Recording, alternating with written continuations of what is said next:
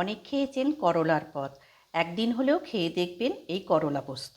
করলা পোস্তর জন্য লাগবে করলা, পোস্ত বাটা, কালো জিরে, কাঁচা লঙ্কা, সর্ষের তেল, নুন, হলুদ গুঁড়ো, স্বাদ মতো চিনি। চিনিটা কেউ দিতেও পারেন আর নাও দিতে পারেন। শুরু করা যাক করলা পোস্ত। তার জন্যে কড়াইতে কিছুটা সর্ষের তেল দিলাম। তেলটা গরম হয়ে গেলে তেলের মধ্যে দিলাম কালো জিরে ফোড়ন,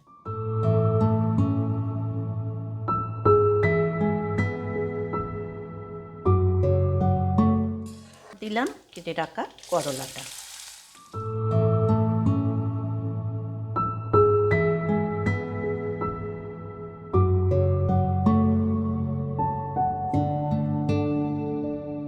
করলাটা একটু ভাজা ভাজা হয়ে যাবার পর দিলাম চেরা কাঁচা লঙ্কা,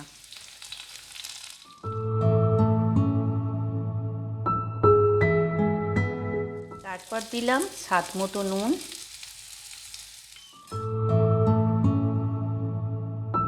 সামান্য একটু হলুদ গুঁড়ো,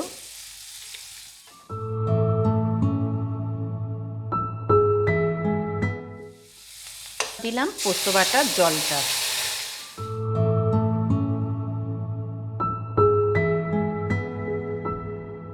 সামান্য একটু চিনি।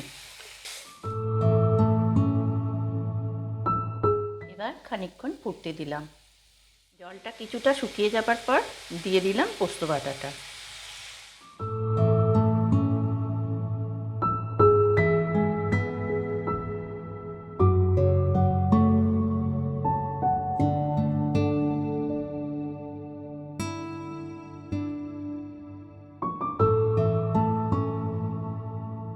থেকে দিলাম একটু কাঁচা সর্ষের তেল।